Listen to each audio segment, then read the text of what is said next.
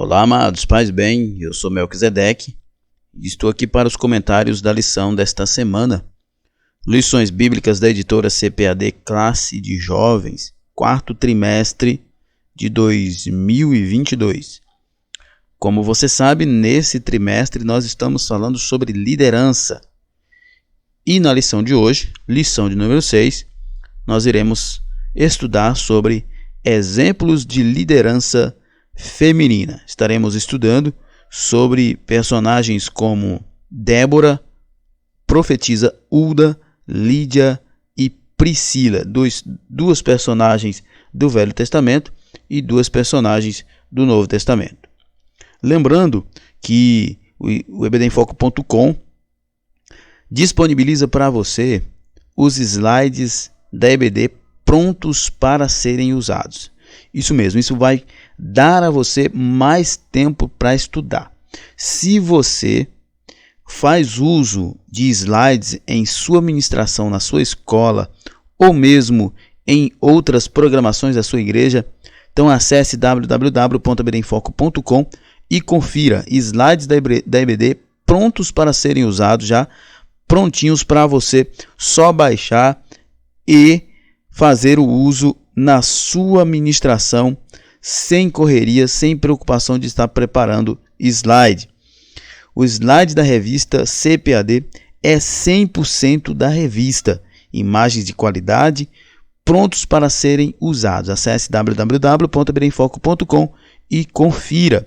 Nós temos experiência na produção de slides e subsídios para a revista da CPAD desde 2016. São mais de 750 slides e você pode baixar, inclusive, todos eles desde o primeiro slide produzido. Acesse www.ebdenfoco.com e confira. O conteúdo da assinatura são os slides de adulto, slide de jovens e ainda tem os bônus, slide de escatologia, sermões em PDF, curso básico de teologia e cursos diversos, inclusive curso de capacitação para professores da EBD.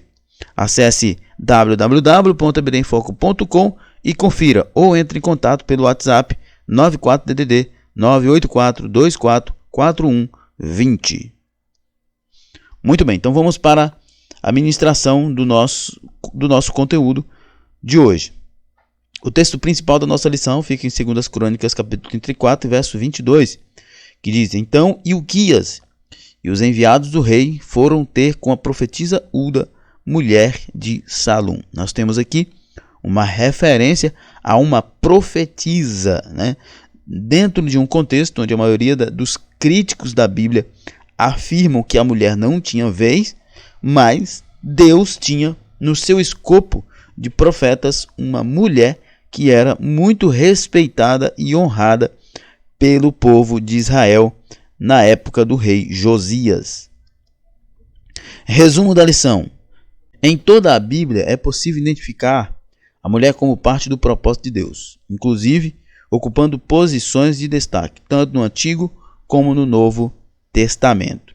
Isso é muito importante a gente falar, porque o professor deve explorar isso, porque não era a Bíblia, ou não é a Bíblia que menosprezava a mulher. Nunca foi a Bíblia, nunca foi Deus. Era a cultura machista da época em que a Bíblia foi escrita e narra os seus fatos. Pois bem, é muito importante que o professor explore isso com seus alunos.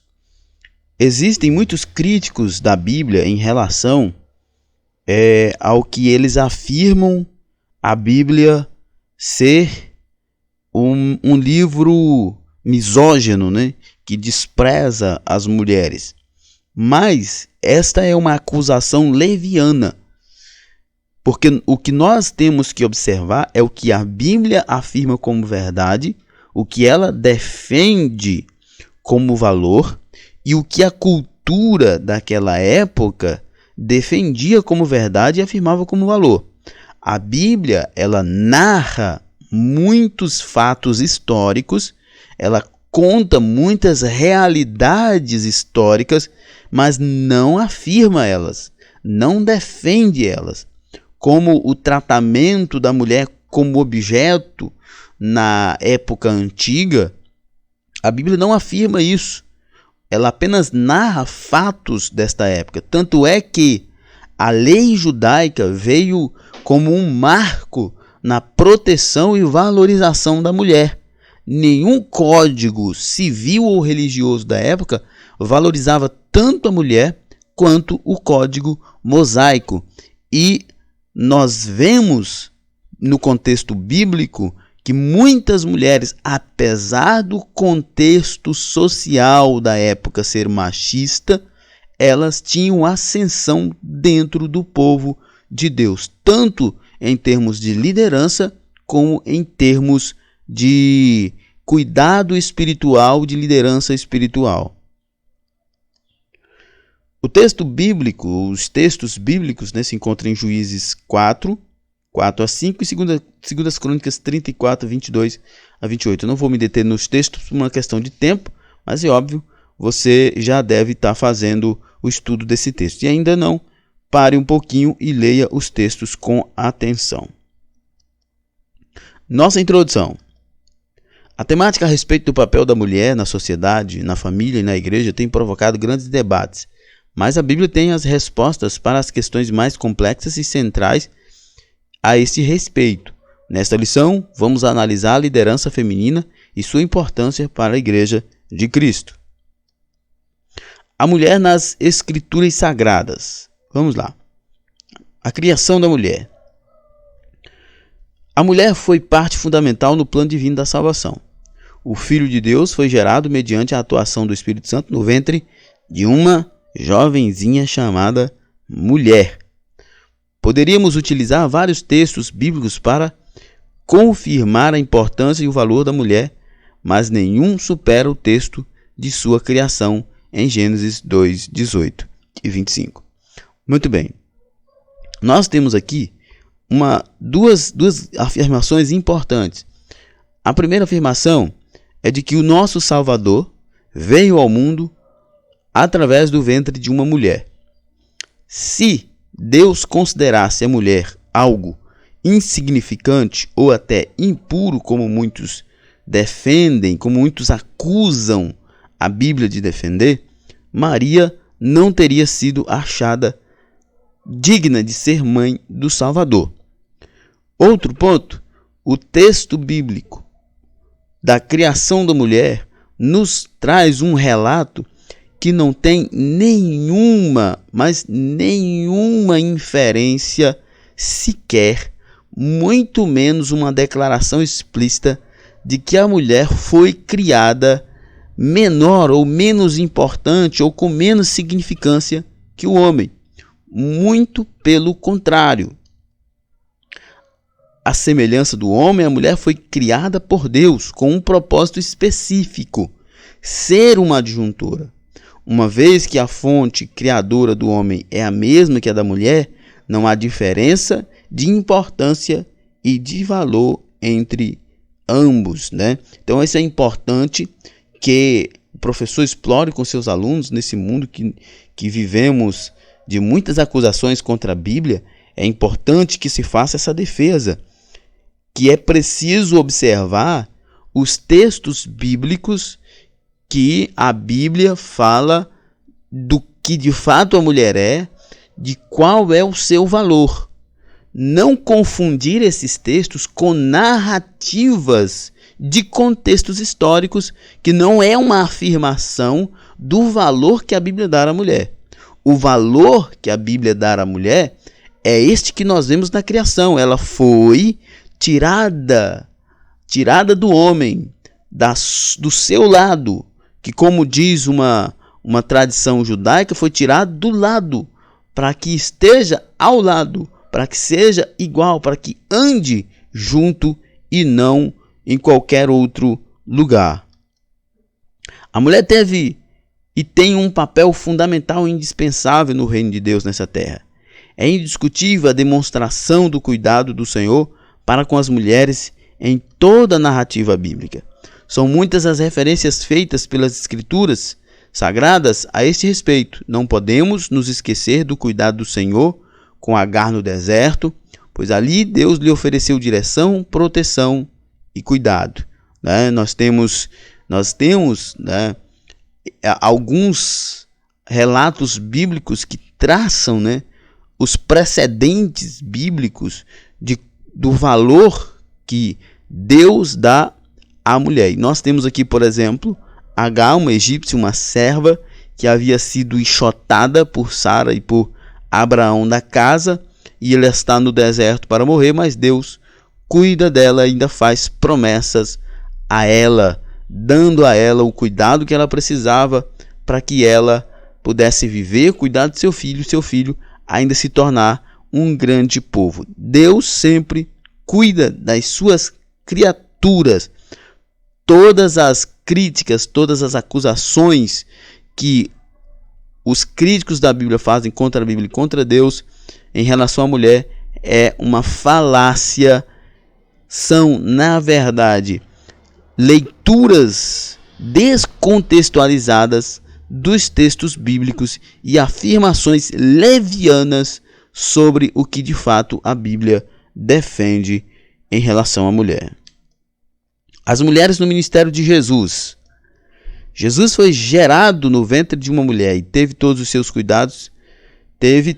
cuidados que uma criança precisa receber de uma mãe para que tenha um desenvolvimento saudável. Durante o ministério terreno dele, as mulheres tiveram uma participação especial, como nós vemos Lucas 8, de 1 a 3. E aconteceu depois disso que andava de cidade em cidade, de aldeia em aldeia, pregando e anunciando o evangelho do reino de Deus.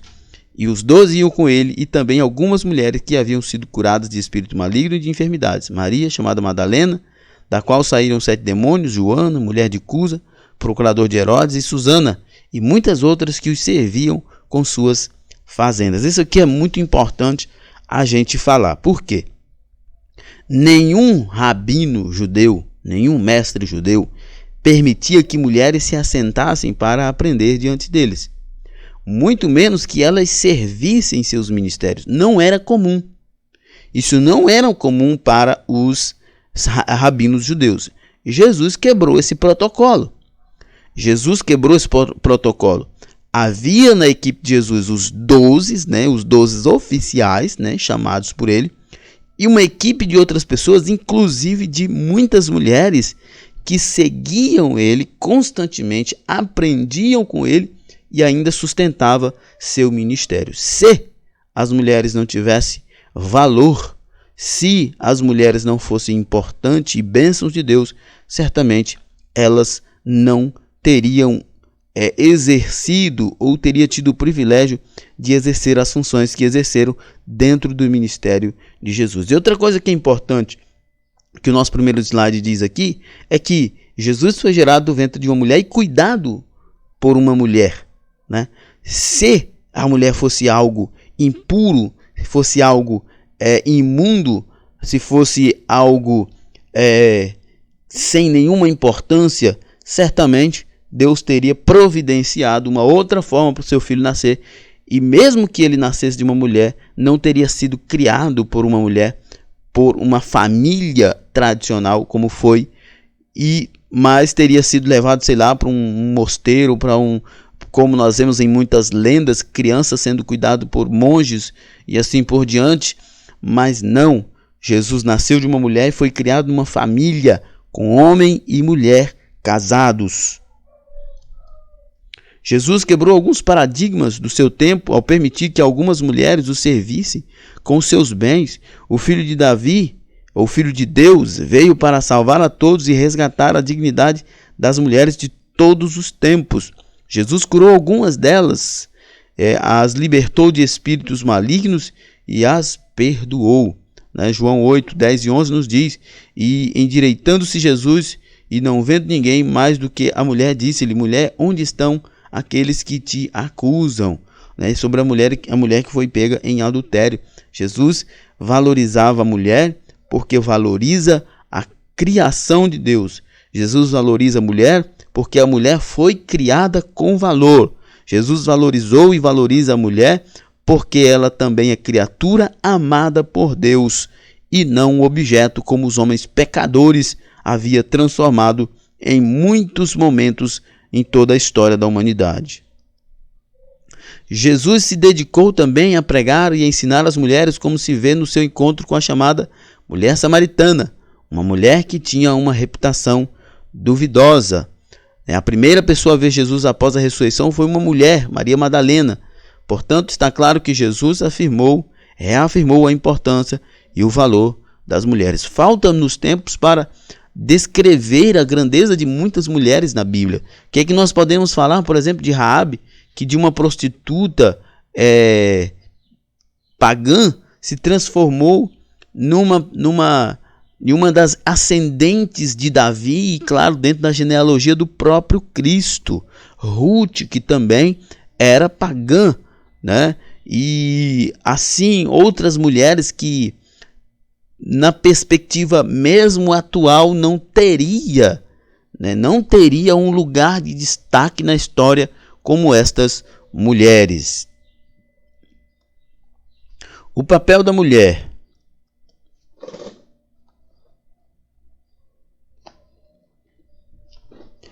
Deus, como Criador, ama, valoriza e se importa com a mulher.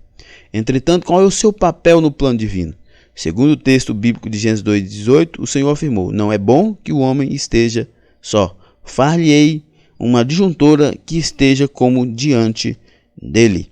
O termo adjuntora vem do latim adjuvare, que significa ajuda, auxílio e socorro. Logo, ela foi criada para ser companheira do homem, né? Para que seja um socorro para o homem. Enfim, dá-nos margem de fazer várias observações, né? O significado dessa palavra dentro do contexto do versículo, né? Não é bom que o homem esteja só. Então, far-lhe-ei uma ajudadora, uma auxiliadora, alguém que lhe socorra nos momentos de loucura, né?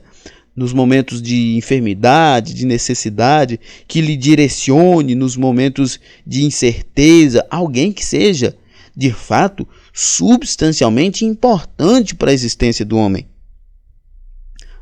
E não como objeto, mas como alguém que tenha um valor enorme, porque realmente foi criada com esse valor, porque Deus ama e tem cuidado pelas mulheres.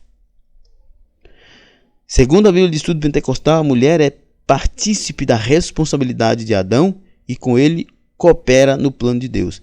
A expressão que esteja como diante dele significa idônea, que seja capaz de, né? Que seja capaz, que seja forte, que seja decente, que seja moralmente respeitada, que seja inteligente, que seja prudente e assim por diante. A mulher é de fato alguém que completa o homem, que dá sentido à existência do homem. Segundo tópico, mulheres na liderança. A liderança de Débora e Hulda. Débora foi professora e também exerceu a função de juíza, ou melhor, seria profetisa, né? Um errinho de grafia aqui, mas tudo bem. Débora foi profetisa e também exerceu a função de juíza em Israel. Liderou seu povo que estava amedrontado diante da força do exército de Jabim, rei de Canaã. Então os filhos de Israel clamaram ao Senhor, porquanto Jabim tinha 900 carros de ferro e por 20 anos oprimiu os filhos de Israel violentamente. Débora, mulher profetisa, mulher de Lapidote, julgava Israel naquele tempo, né? Débora era uma mulher líder política e religiosa de um povo, em um dos contextos mais agressivos da história da humanidade conhecida. Mas Deus escolheu uma mulher para que exercesse 2 ministérios, coisa que depois do Israel organizado, nem os homens podiam exercer, né? Ou muito raramente exercia o ministério profético e o ministério de liderança política. Débora foi escolhida para liderar politicamente e religiosamente os israelitas na época dos juízes. A opressão que Israel viveu foi consequência de suas desobediências a Deus, mas o povo orava ao Senhor e pedia ajuda. Então, ele levantava juízes para libertá-los da opressão do inimigo. E um desses juízes foi Débora. Débora recebeu uma mensagem divina que deveria ser entregue a Baraque. O Senhor revelou à sua serva todas as estratégias que deveriam ser tomadas na batalha contra o inimigo. As Escrituras Sagradas afirmam que Débora exercia uma liderança estabelecida por Deus. A presença do Senhor em sua vida era tão visível que Baraque diz que só lutaria se Débora estivesse presente no campo de batalha. Juízes 4:8 diz: Então lhe disse Baraque: Se fores comigo, irei, porém se não fores comigo, não irei. Tamanha era a confiança que o povo tinha em Débora, na sua liderança e no seu caráter. Era alguém que realmente se via como confiável, como alguém prudente, como alguém útil, respeitada. Por isso, mesmo o capitão do exército de Israel não ousou, não teve coragem de ir à batalha sem a presença da sua líder e profetisa. Ela era uma mulher corajosa, pois aceitou ir ao campo de batalha junto do exército e enfrentar o inimigo. Também era sincera e avisou a Baraque que o mérito da vitória não seria dele, pois a vitória viria do Senhor e por intermédio de uma mulher, no caso de Jael, que recebeu Sísera na sua casa e depois o executou. Hulda é mencionada na história do povo de Deus quando Ilquias encontra o livro da lei do Senhor no templo durante a reforma que o rei Josias havia mandado fazer. 2 Crônicas 34, 22 a 28. Ela era esposa de Salum, guarda das roupas da corte de Josias, e tudo indica que viveu em Jerusalém, na cidade baixa, e era conhecida e reconhecida como profetisa. 2 Reis 22 e 14 diz: Então o sacerdote Ilquias e Aicão e Acbor e Safã e Asaías foram a profetisa Hulda, mulher de Salum, filho de Tiqueva, filho de Harás, o guarda das vestiduras, e ela habitava em Jerusalém na segunda parte, e lhe falaram. O sacerdote Ilquias e outros líderes religiosos do templo foram consultar Hulda quando encontraram o livro da lei. Foram buscar dela orientação espiritual. Não era como um guru, mas era uma profetisa, alguém que havia recebido de Deus o dom e o ministério de conduzir o povo à lei de Deus. É importante ressaltar que Hulda exerceu a atividade de profetisa em um período em que esse ofício era quase exclusivo dos homens. O povo de Deus contava com a liderança do rei, do sacerdote e do profeta. A história de Hulda mostra que Deus é soberano e que usa quem ele quer. O rei Josias leu o livro do Senhor e descobriu as maldições que cairiam sobre o povo caso não se arrependesse de seus pecados. Então ele deu ordem para que alguns líderes importantes no seu reino fossem consultar o Senhor a respeito das palavras do livro que se havia achado no templo. E ele enviou a Hulda. Lembro que nós já vimos que Jeremias era contemporâneo dela. Não se sabe exatamente por que foi a Hulda, mas presume-se que não se fazia diferença alguma entre consultar a profetisa Hulda e o profeta Jeremias, porque entendia-se que os dois serviam a Deus de igual modo. Ilquias e os líderes do reino de Josias foram ter com a profetisa Hulda, embora Jeremias fosse contemporâneo dela. Isso mostra que ela era conhecida pelo ofício de profetisa e era extremamente respeitada. A liderança de Priscila. Agora nós vamos para duas figuras do Novo Testamento. Áquila e sua esposa Priscila eram fazedores de tendas e aparecem pela primeira vez no livro de Atos. ao se encontrarem com Paulo na cidade de Corinto.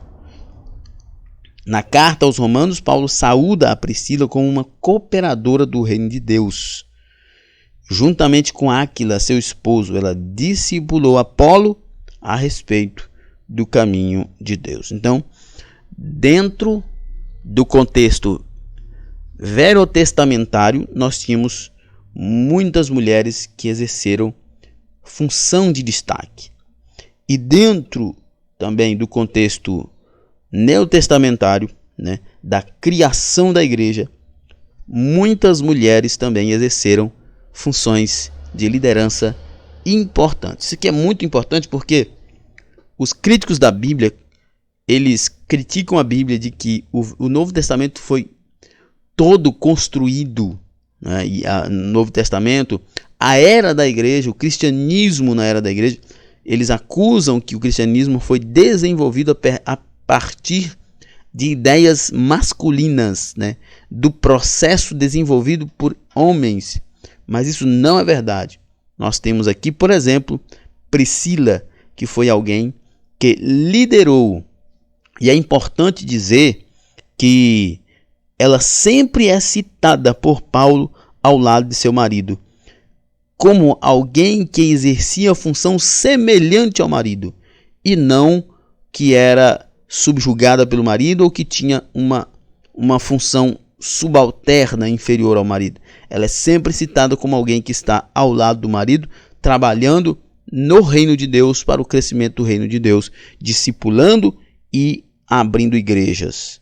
Assim, podemos afirmar que Priscila desempenhou um papel importante no ministério de Paulo e, consequentemente, na igreja de Cristo, né? Na igreja de Cristo, porque ela era uma das líderes da expansão da igreja naquela época. Tudo indica que Priscila se dedicou intensamente à fundação de igrejas e ao discipulado ao lado de seu marido, já que ela é apresentada como alguém que abriu a própria casa para fazer dela um ponto de pregação do evangelho. 1 Coríntios 16:9 diz: as igrejas da Ásia vos saúdam-vos afetuosamente no Senhor, Áquila e Priscila, com a igreja que está em sua casa.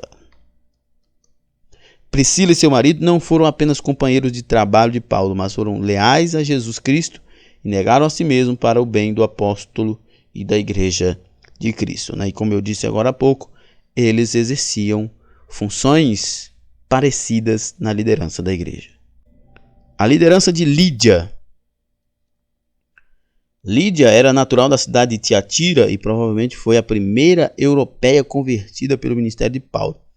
Atuava como vendedora de púrpura, né? Veja isso em Atos 16 e 14, e demonstrou ser uma mulher generosa, pois logo depois do seu batismo colocou a sua casa à disposição de Paulo, Silas e Lucas,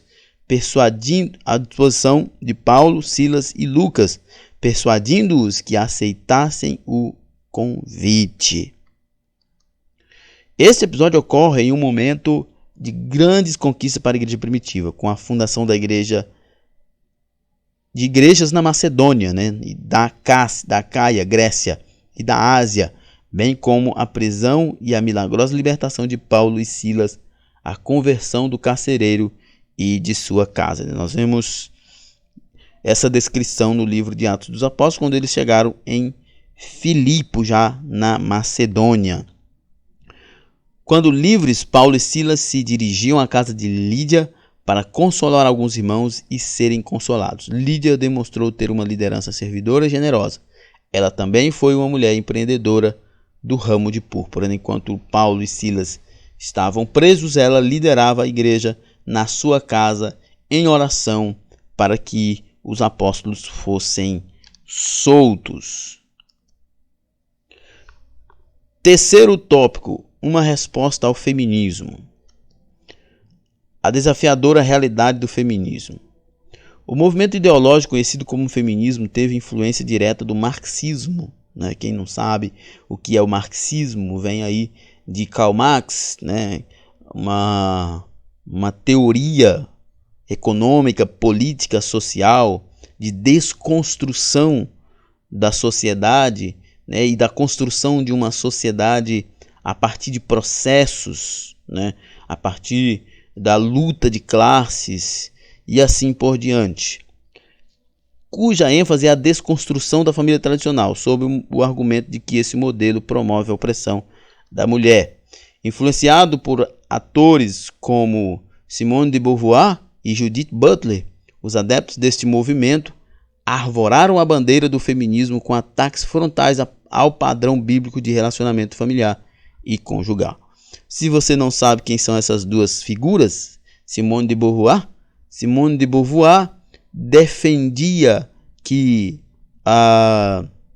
o gênero, né, não é sexo biológico, né, é uma construção. Ela dizia que se a existência é antes da essência, então o sexo, o gênero, é uma construção e não uma questão biológica. Judith Butler também pensava na desconstrução de todo o argumento em volta da constituição de homem e mulher. Falta tempo para explicar sobre essas duas figuras, mas eu recomendo que vocês pesquisem na internet, tem conteúdo bastante significativo que explica bem as suas defesas. Mas, só fazendo uma observação, tanto as ideias de Judith Butler como de Simone de Beauvoir, elas são parecidas, tá? Elas são parecidas e elas tendem a desfragmentar, ou melhor, elas tendem a fragmentar a mulher. Elas tendem a fragmentar o conceito, né, de macho e fêmea, e com isso elas dissolvem a significância da mulher especialmente. O que essas malignas pessoas fazem, na verdade, é dissolver a importância da mulher, quando elas dizem que a mulher é uma construção social e não uma criação divina, valorada, respeitada e digna. Tanto Judith Butler como Simone de Beauvoir defendiam, né, e defendem no sentido de que os seus escritos estão por aí, que a tradição, a família tradicional era um problema para o desenvolvimento da sociedade. O que na verdade nós sabemos, isso está provado historicamente, é que as famílias é que sustentam, né? A família que sustenta o equilíbrio social.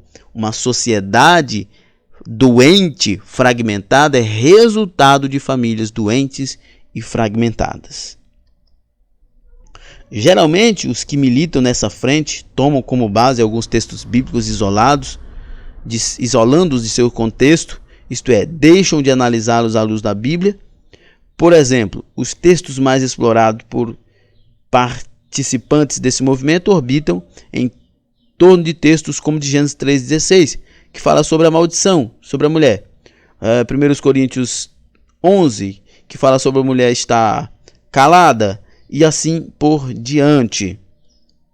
Diante desses fatos, é preciso que a igreja atente para essa realidade que tem influenciado tantas pessoas, inclusive cristãos, pois tal movimento visa anular a autoridade da Bíblia e coloca em dúvida a verdade absoluta de Deus.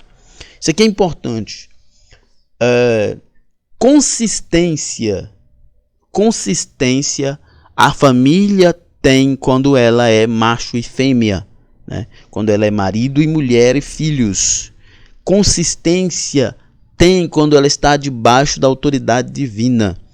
Quando Judith Butler e Simone de Beauvoir propõem a fragmentação dessa estrutura, elas estão tentando, na verdade, dissolver a mulher, transformando a mulher em um conceito, em uma massa de manobra. O que é muito clássico da esquerda no mundo afora, que é transformar o indivíduo em um composto, em um fragmento de um organismo, e não em um indivíduo completo, complexo e abençoado por Deus. A esquerda sabe que quando ela dissolve a imagem do ser humano, quando ela transforma o homem ou a mulher em um objeto de um contexto, fica mais fácil manobrá-los.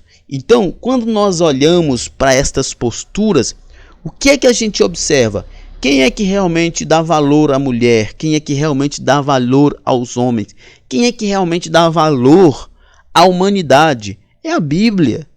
É a Bíblia. A Bíblia entende a mulher como ela é e não precisa fragmentar o conceito e dissolver a mulher numa substância de um processo. Não, ela é uma criatura de Deus. Ela é um ser completo. Ela é alguém que existe e é importante para os que estão à sua volta e é importante para Deus. Uma resposta bíblica. A resposta que a Igreja de Cristo deve dar ao movimento do feminismo deve estar fundamentada na verdade da palavra de Deus. É urgente que a Bíblia reafirme, é urgente que a Igreja reafirme sua fé de que a Bíblia é a palavra de Deus infalível, perfeita e inerrante, razão pela qual o modelo familiar nela exposto deve ser preservado, mesmo em meio aos muitos ataques do movimento que visam a desconstrução da verdade eterna de Deus. A despeito dos argumentos que os simpatizantes do feminismo utilizam, é preciso afirmar que estes querem desacreditar as verdades eternas e imutáveis da Bíblia. O termo dominar, usado em Gênesis, não implica subjugar, maltratar e nem tampouco humilhar, e em hipótese alguma indica que o homem seja superior à mulher, né? O contexto ali é um contexto de que ambos sofreriam as consequências do pecado. O texto paulino a respeito de a mulher estar calada e não ensinar na igreja trata de questões pontuais, pois as igrejas para os quais Paulo escreveu estavam enfrentando algum tipo de desordem. A ideia principal aqui é de que muitas mulheres se convertiam primeiro que seus maridos, e como elas estavam dentro de um contexto onde todos participavam, elas também queriam participar. Mas para os homens pagãos da época, olha só a diferença, não eram os homens cristãos, mas eram os homens pagãos que não permitiam as mulheres falarem, ensinarem outros. Isso era obsceno. E por esta razão, Paulo diz, olha, é melhor que vocês fiquem caladas no culto público para que seus maridos não arrumem problema com a gente. Então vocês questionem em casa, procurem alguém em casa, falem com seus maridos, ensinem seus maridos, ou aprendam com eles questionando em casa, para que não haja escândalo, para que outros maridos não se ofendam, porque isso era um contexto cultural da época, dentro de um contexto pagão, não tem nada a ver com os valores bíblicos. Por isso que eu digo que as acusações são mentirosas e levianas, as acusações dos críticos da Bíblia, quanto a Bíblia ser misógina e preconceituosa. Os que atacam a Bíblia com base nesses textos não levam em conta toda a narrativa bíblica, pois se o fizesse, concluiria que efetivamente a mulher tem o seu espaço e não somente isso, ela exerce um papel fundamental no plano de Deus para a humanidade. Portanto, a verdade de Deus é inegociável e absoluta. O modelo de família que glorifica ao Senhor é o ensinar das Escrituras, que por sua vez deixa claro que a mulher é amada por Deus, que preparou um plano especial para ela na sociedade, na família e na igreja. Deus ama as mulheres como ama seus filhos queridos, homens também. A mulher não é diferente no plano de Deus e ela não é diferente no coração de Deus. Uma resposta final. Diante das abordagens feitas nesta lição, existe a necessidade de uma resposta final para a fundamentação das bases da fé cristã a respeito do papel da mulher, especialmente no exercício da liderança. Algumas colocações devem ficar bem claras, como por exemplo, a mulher é criação de Deus e isso faz dela um ser especial e parte do plano de Deus. Há textos bíblicos que mostram mulheres exercendo liderança, como os exemplos das mulheres estudadas nesta lição. Entretanto, devemos deixar claro de que não tratamos aqui do ministério pastoral feminino. Primeiro, porque a nossa igreja não ordena pastora. Segundo, tratamos a perspectiva de liderança comum de milhares de irmãos em departamentos eclesiásticos, que é uma realidade em nossas igrejas. O ensinamento bíblico de que a mulher deve ser submissa ao seu marido não implica torná-la inferior ou menos importante, mas fazer com que cumpra a sua missão, e nisso Deus é glorificado. Quanto ao ministério pastoral, essa é uma realidade presente no Brasil em muitas denominações. Apenas as Assembleias de Deus ligadas à CGADB que não faz essa ordenação oficial, mas muitas outras igrejas a fazem e eles encontram seus contextos para defender. Entretanto, essa não é uma briga que deva existir, porque não há necessidade disso. Como forma de reafirmar o valor da mulher para Deus, lembremos de que a história de Esther, lembremos de que a história de Ruth e a de Esther retratam de forma perfeita a obra de Deus em favor da humanidade. Ruth era uma gentia que entrou na genealogia de Jesus Cristo. Esther, uma judia que salvou o seu povo da destruição. Então Deus usa as mulheres da mesma forma que usa os homens. Talvez exista uma incidência maior de relatos onde Deus usa homens, mas por causa do contexto geral e não por um princípio bíblico. Conclusão. Esta lição buscou elucidar o que a Bíblia ensina a respeito da mulher, destacando seu valor, o seu papel e a sua importância na obra de Deus. Com exemplos bíblicos à luz das Escrituras, a lição reafirmou que a mulher desempenha um importante papel na sociedade, família e igreja. A mulher tem seu papel, isso é importante, senão Deus não teria criado e não teria criado da forma que criou. Então ela tem o seu papel. O grande problema é quando homens exercem função de mulher e mulher exerce função de homem. Como assim, meu? O papel da mulher é ser mulher e o papel do homem é ser homem. Quando um ou outro exerce qualquer função social ou eclesiástica